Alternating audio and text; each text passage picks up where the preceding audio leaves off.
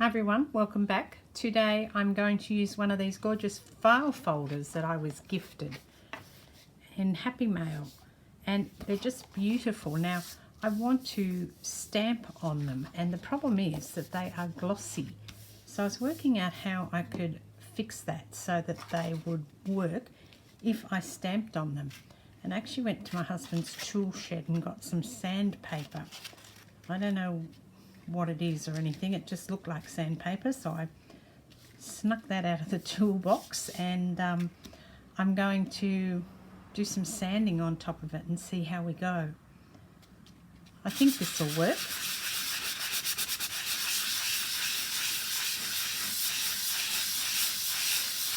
So I'm just going around in smooth circles.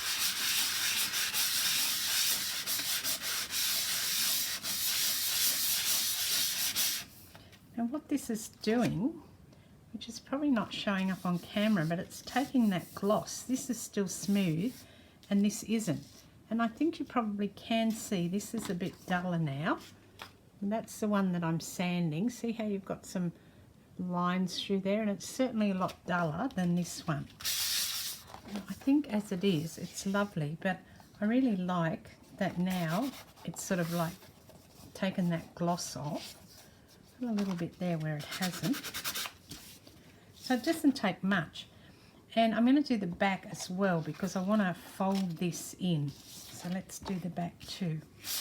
Okay, that's all pretty much sanded now. And I'm hoping that I can now stamp on this and the ink will take. Now I will use an archival ink. This is a distress archival ink from Ranger called Ground Espresso.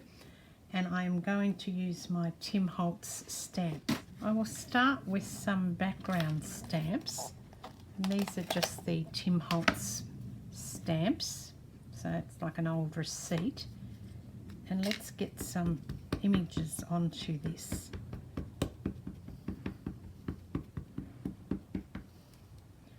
Now, when I'm putting this down, I'm not going to just plonk it down. I'm actually going to stamp pieces of it.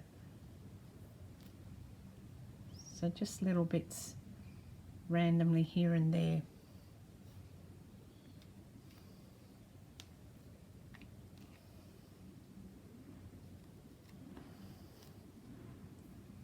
You can see it's just creating a little bit of background on there.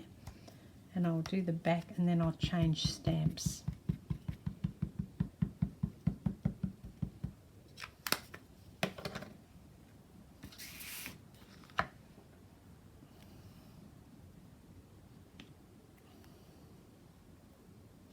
I think that's enough.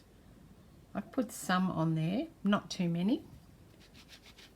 Now I have cut this down just a little bit because it was a little bit too tall, so I've taken about an inch off the edge of both ends. And the reason that I did both ends is I want this tab, and I'm now just creating a gatefold with that.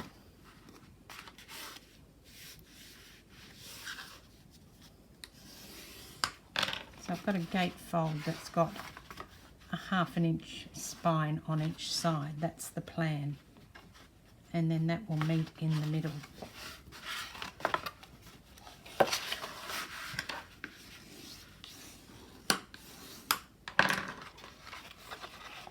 And I'll have a 1/2 inch on here as well. And then that will create a folder that meets in the middle like this. So I think that that's quite nice how I've grunged that up a bit. I may do something more on the outside, but I'm going to leave it for now and work on the inside. Now I have created some spine pieces just using some offcuts from some Tim Holtz paper. I just need to fold these ones up because I'm putting papers on both sides of here.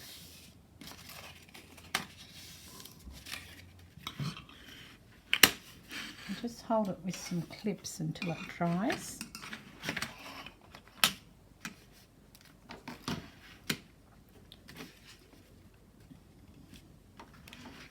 And I'll work on this one here. So I'm going with an orange theme today. So I have papers that have got orange tones in them. I've got botanicals that have got orange as sort of the main colour. I don't normally do a theme, but I thought that this one I would actually go with the theme for once. So this is going to be the page that sits under here. So I've actually cut it to the full width and I will tuck it under and hopefully it will fit. Yep. So then all the other pages will be on these spines. Get this up and let's stick it down. Okay, that's good, and that will also stiffen up this part because it's got a natural fold in it. It'll stiffen this up and give you a good smooth surface when you're writing on it, and if you know the pages above it when you write on those as well. Now the other pages I'm just going to fill up these spines with, and I will do something on here as well because that is a bit bland. I think it's a pretty colour though. And then when this is all together, we'll put something around it to hold it together like that. Once it's full, it'll hold together a lot easier. So I'll think about what I do on there while I work on the centre. I've got some of these botanicals, and see what else we've got here. I've got a whole sort of host of things actually. And I'm not opposed to putting two things on the one page. For example, I've got this little pattern piece, so I could cut that down and put it on this one here, but at the same time I could have this on here. I've been adding pages in. I've got little pockets here and some tags and various other things, and I've got a pocket on this one. I've also got a pocket here with a long piece, and then a glassine envelope here with a piece of paper in it. I've got another little one here. I could make that into a pocket, but I might not. Then I've got a pocket on here with a piece, another pocket at the back.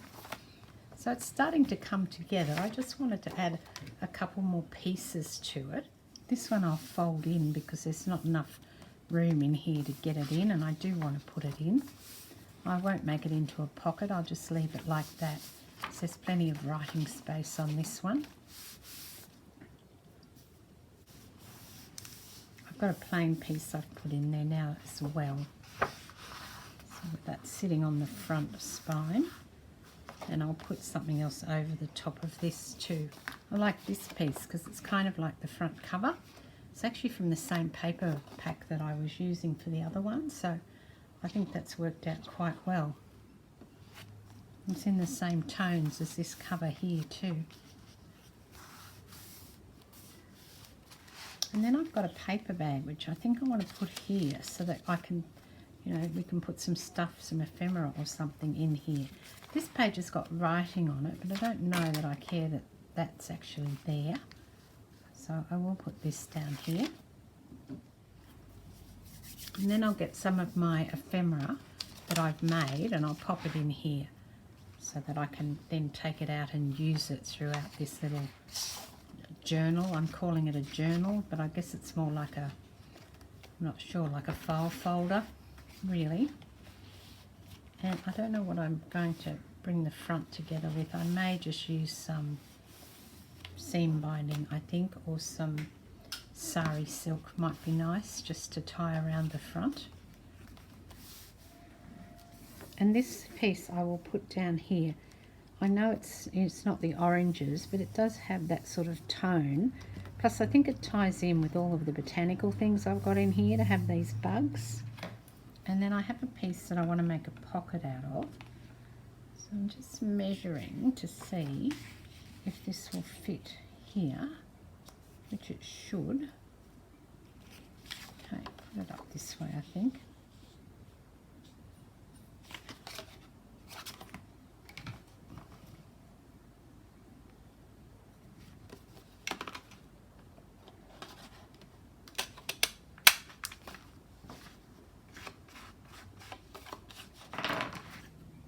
I think that is pretty good. I've got a nice little file folder, and if you didn't want to use it like to write in, I'm thinking that this would also be something that would be good as a gift, because you could put the ephemera and things in it, which I will do, but then the person who receives this, they could actually tear these pieces out and use them in their junk journals. And they don't have to keep them in here, and they could tear the whole thing apart and use it all in one or different junk journals. Because I think, you know, if you just got your craft knife and cut that, that'd be great, and you'd have a pre-made page or whatever it is you wanted. Now, I don't know whether somebody would want to do that, but, you know, I certainly think I would be happy if they chose to do that and ripped it apart and then just use pieces of it. You know, there's some really good stuff in here that you could use, and when I fill it up with the different things I'm about to put in it, you'll see that it's going to be quite a nice little gift for somebody. So it's already got some things tucked around here and there, but I want to add some more in. Now I'm going to dig into my handmade items and see what I can find that will go with this and add them in here. So I really like this little coin envelope. Pop that in the front, I think. Oh, I've got it upside down. Try and pop that in here. Yeah, that'll fit in there. Look at that, very cute. And I want to see if I've got anything that's going to fit in with these tones, which I should have. I've got that and that. And let's see what else is there.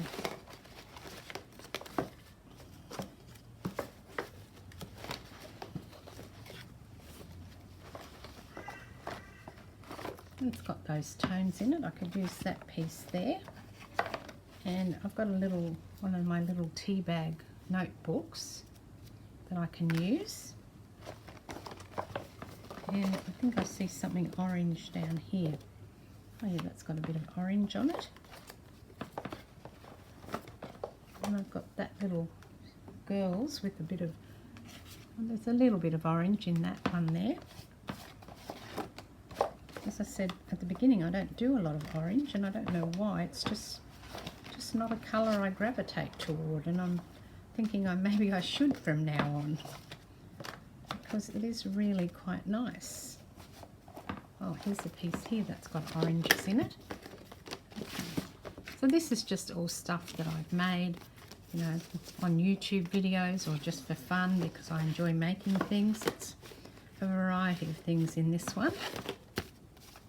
Okay, all right, so let's see where I can put some of these. I've already put that one in that pocket, but we'll see what else we've got in here where these can go. I need something in here with the birds. Maybe I can pop him there, and I need something else, I'm sure. Oh, here, I've got a little pocket in here. So I could pop a few of these little things into this pocket. This one and that one. And got that. What else? Got something in there already. I could put something else in here.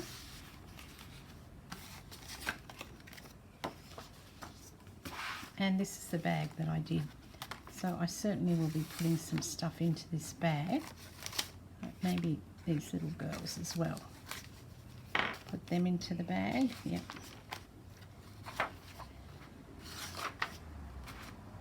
And I've got this little bit here, and I've got another pocket for this. No, but I might just pop this into the envelope back here where I've got this little envelope, and I'll put this one into